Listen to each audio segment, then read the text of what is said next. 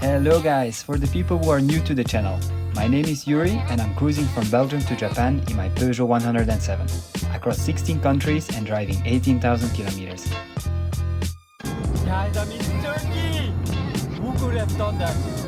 Peugeot 107 plus me together after 3,580 kilometers in Turkey. I could never believe this. All the way from Belgium, Holland, Luxembourg, France, Germany, Austria, Slovenia, Croatia, Serbia, Bulgaria, Turkey. That is incroyable. Peugeot, merci. Merci pour l'effort.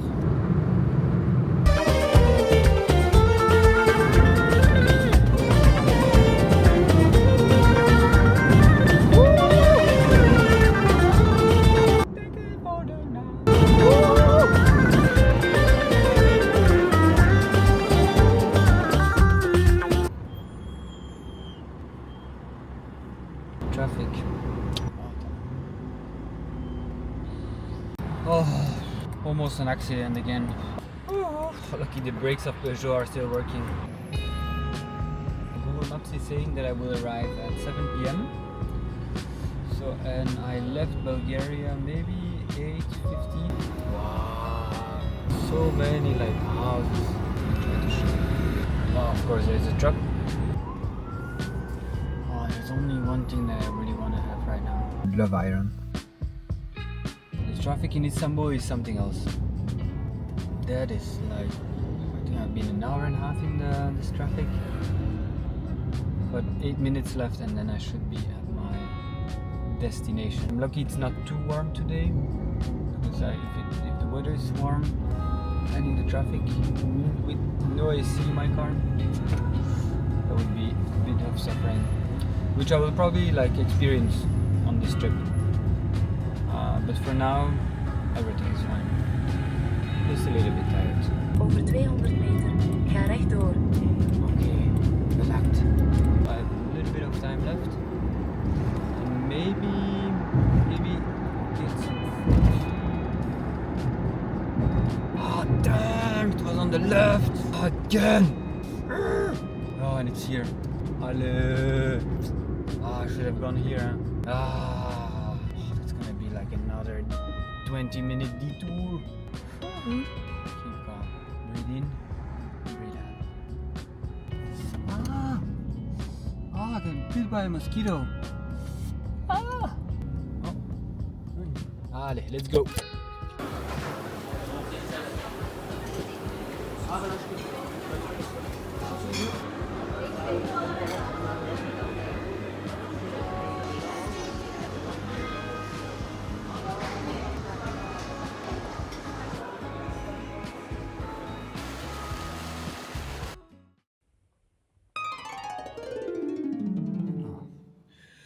So yesterday I drove for such a long time that I didn't feel the energy anymore to drive outside of the city to find a place to. Merhaba. Merhaba. I have an appointment 8:30. Tamam. Okay? Okay. Super. Okay. Awkward. Yeah, I'm not gonna lie. I think this is the weirdest place that I slept until now.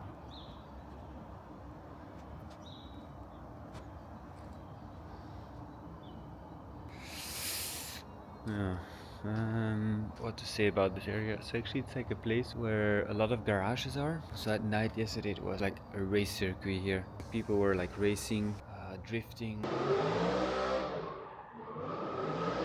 It's a bit noisy. I have a maintenance of the car at 8:30. Sorry, it's a little bit early. It's 6:30.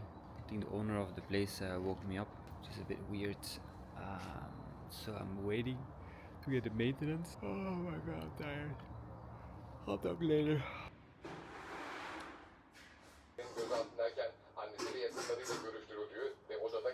Super. Teşekkürler. Şuur tamam. No. So the person who gave me the tea, actually he found me this morning when I was still sleeping in the car, and he came to look by the window, and I think he was a little bit worried. So he checked on me if I was doing well, and he ended up like giving me tea, which is a very normal thing in Turkey. But it always surprises me a little bit when a stranger invites you. They invite you for tea. They try to have a bit of a conversation. So we were talking through Google Translate for I think more than 45 minutes. So very genuine, and of course the hospitality in Turkey is just beyond words. He was asking about my age, what I was doing. He was telling that he had a son as well, same age as me. Yeah, that's for me something a bit surprising, because in my country people are maybe not that hospitable, maybe not from the beginning, but here these things you can expect. I've been to Turkey before a few times, and all my experiences were pretty good. So let's see if this continues.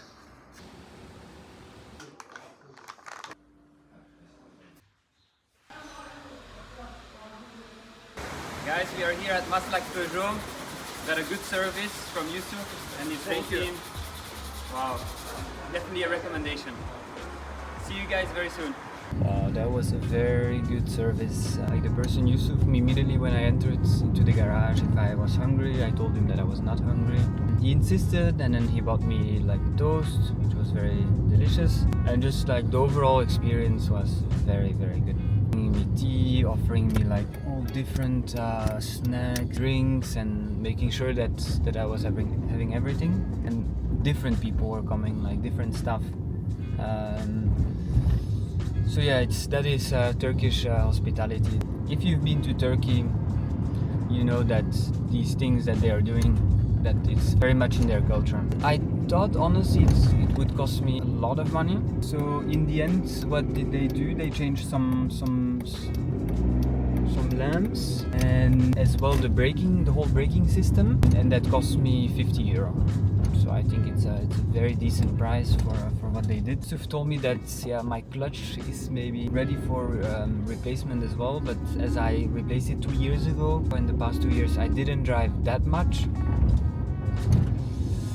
Am I willing to take the risk? Of course you are, I know you. I can still think about it. I'm gonna stay a bit in Turkey. Yusuf gave me like a price list. So now we'll go to a mall, the mall that I went yesterday, have a nice little coffee, and maybe work a bit, because editing is as well like a very important part if I want to keep you guys entertained.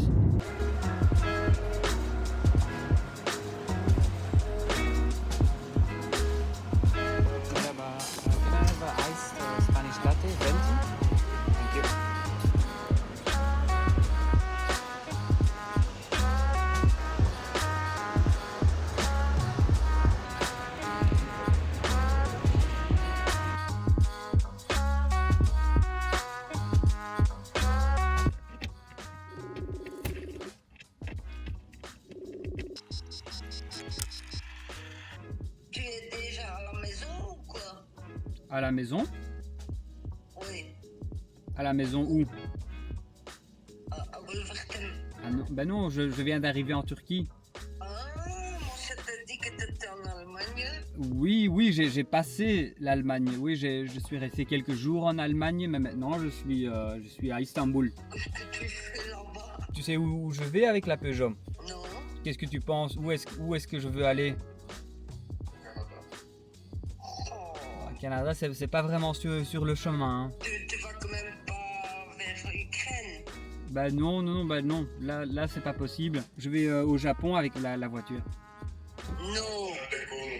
Si. C'est pas... Avec ta voiture jusqu'au Japon? Oui. Ça c'est le but. Ah, ça t'avait pas dit ça, hein? Bah non, parce que j'étais pas encore sûr avec mes visas et tout.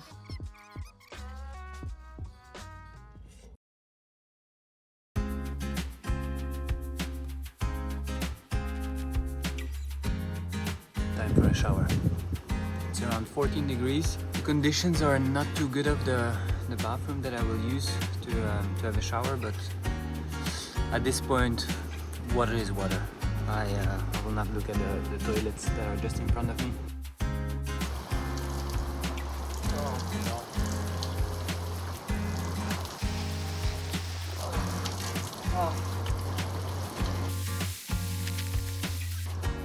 lucky that there was a bit of sun and I was out of the wind, but I still prefer a hot shower.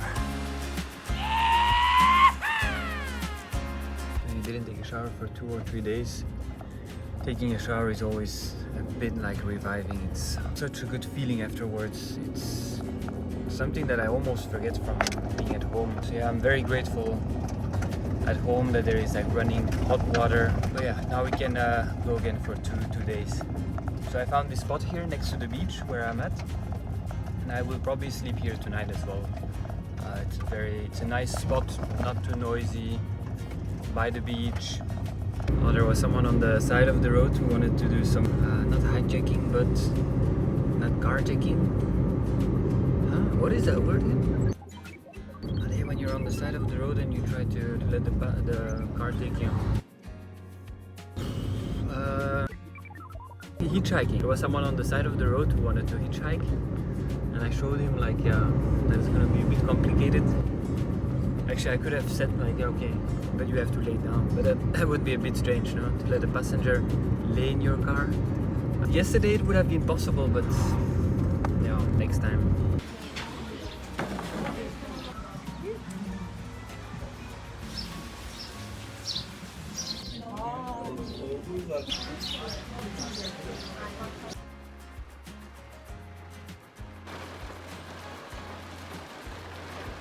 I was so excited to have some noodle in the car while it's raining outside, and then I realized that actually I'm out of water.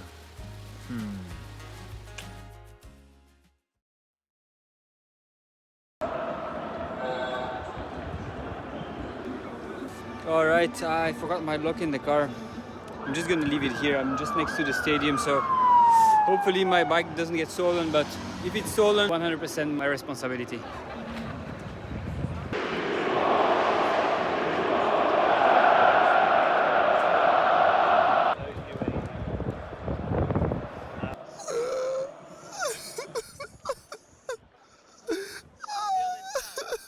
Well, that's a little bit sad that I couldn't get in, but seeing all the people queuing outside and hoping for a ticket, just yeah, it's gonna be for the next time.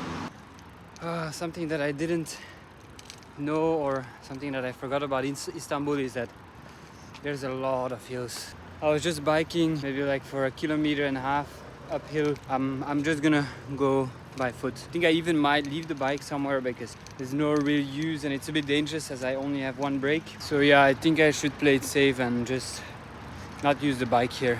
For me, those are no hills anymore, small mountains.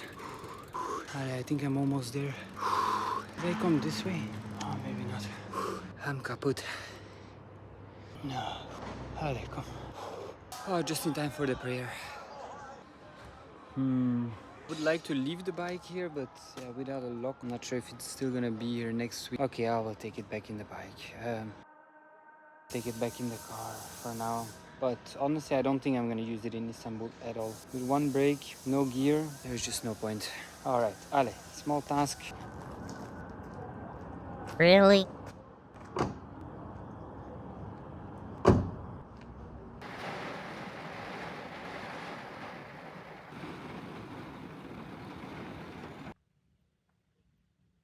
Another unexpected experience here. I was just like on the side of the road and a police car came, asked me like what I was doing here, and then I showed my passport and everything was fine. And then they started talking with me. Very friendly guys, so friendly. They gave me so much like water, incredible. And they wrote something on my car and we were talking for 10 minutes. There was a lot with the Google Translate, but yeah, just like something that can happen in Turkey. I asked them if I could stay here for the night, and they said they have a late night shift, so they will sometimes check if everything is okay. Thank you, Turkey.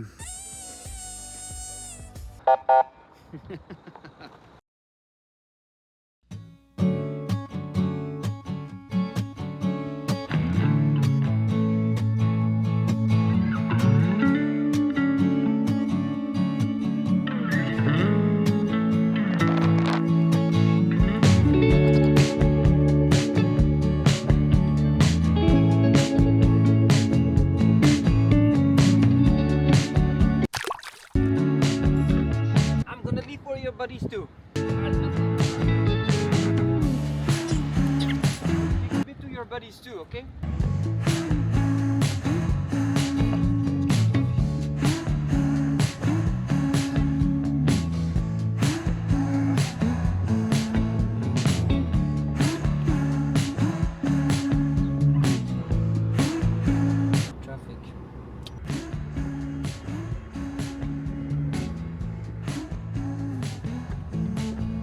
Merhaba.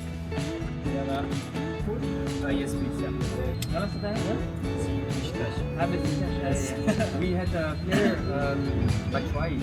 Yeah. Still there? I just love it how friendly the people are here. Incredible warmness that the people have here. What? Wait, can someone explain me why do I look like a blue tree frog that just has been told that there will be no more flies for dinner? I just love iron. Less than €1.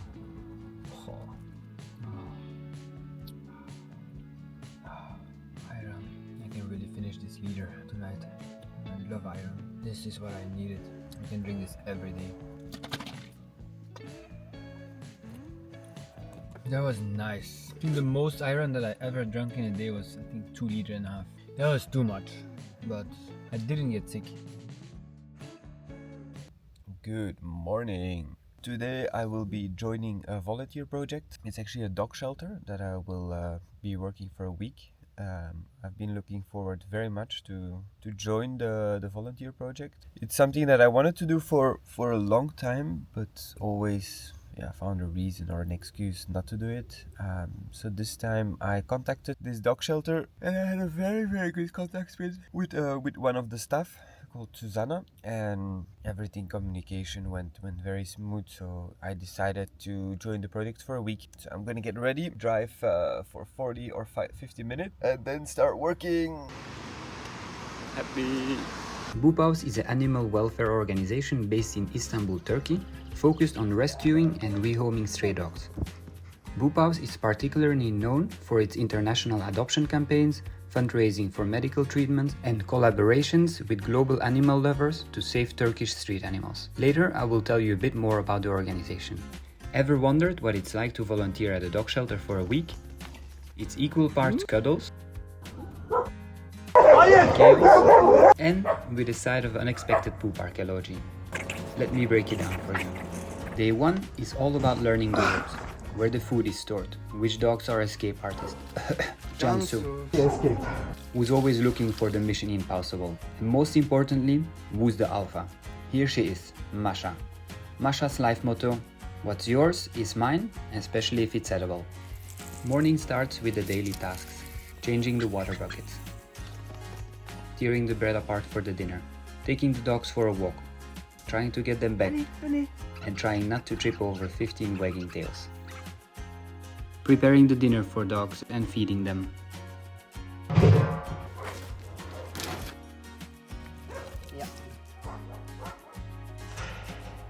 There would be some other tasks as well, like reinforcing a fence with concrete so Jansu wouldn't try to escape anymore.